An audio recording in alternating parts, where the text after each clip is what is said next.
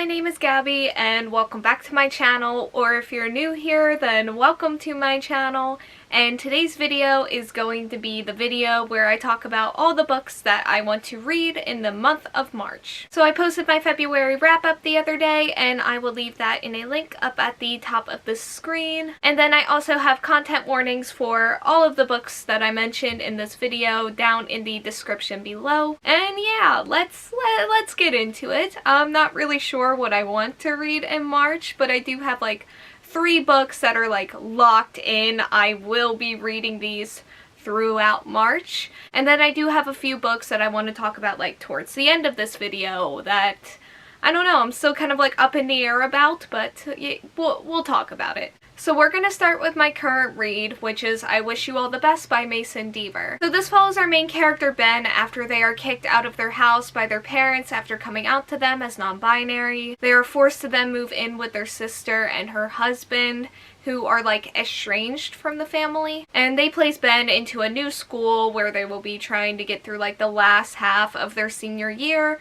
while also dealing with an anxiety disorder and also just the rejection from their parents. Their new fellow classmate Nathan takes them under his wing, and as their friendship grows stronger, their feelings for each other start to change. So I am currently on page, where is my bookmark? I'm on page 46, which not far, but like it's a short book, you know? Which is why I gravitated towards this in the first place, and also like it's queer. I will say there's a ton of warnings for like the beginning of this book where the coming out scene is, and during that scene it was tough. This was like, I had like a brief moment where I was like, I might have to DNF. It just got to me like so much more than I thought it would.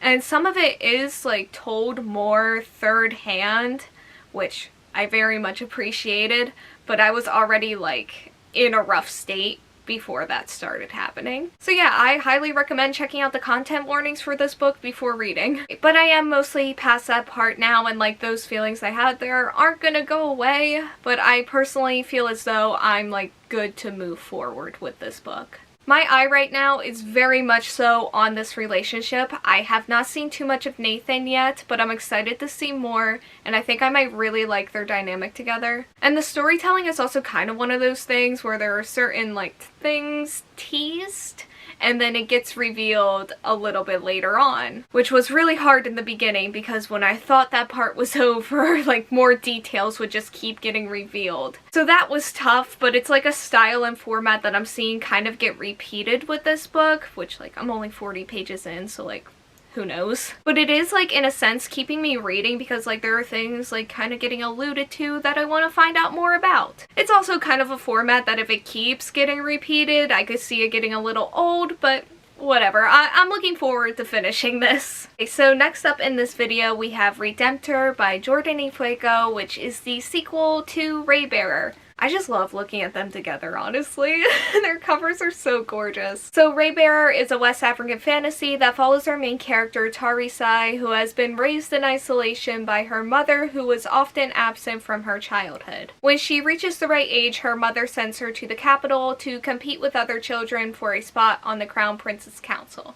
Each council member gets connected to the others through the Ray, which creates a very deep bond between all of the members. This is a closeness that Tarisai craves, however her mother made a wish for her to kill the Crown Prince, and she is being compelled to obey this wish. Okay, so my spring break this year is in March, and that just feels like a great time for this book and for a reading vlog, which I did a reading vlog for Raybearer, so I just want to do the same thing for this one. Raybearer was just like one of my top reads from last year, and I just feel so invested in these characters and their story. And as soon as I finished it, this sequel just like skyrocketed to the very top of my TBR. And I also just love the writing and the storytelling from book 1, so I will be looking forward to seeing more of that in here. Raybearer is in a lot of ways one of the 3 books that I credited with not only saving like my entire reading year last year, but also just recharging my love of reading in general.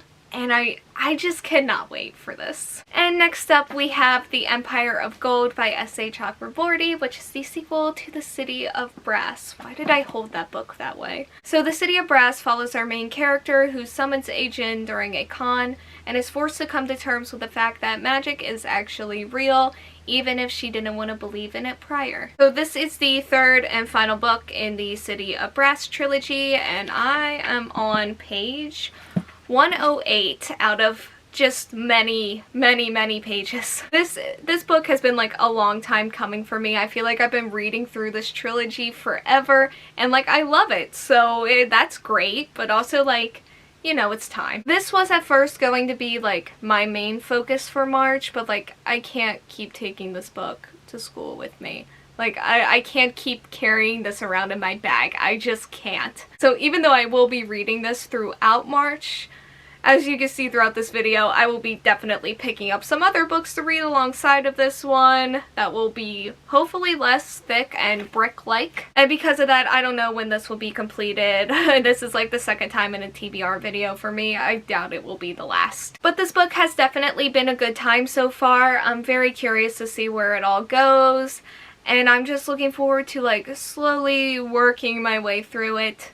Hopefully more throughout March, but just like getting through it just in general. Okay, so for the last part of this video, I'm not going to do like a deep dive into like all of these books since I don't know what I'm choosing yet. But March is Women's History Month and International Women's Day is also this month. I think this video might actually be coming out after. But if that's the case, happy International Women's Day. We might be late, but that's alright. So for last year, I ended up just choosing a book that like had a ton of women working together and just like being badass together. And I think I'm gonna go in a similar direction again. And the first book that I'm thinking about is Cinderella is Dead by Kalynn Bayron, who is an author that I really want and need to get into because I also own This Poison Heart.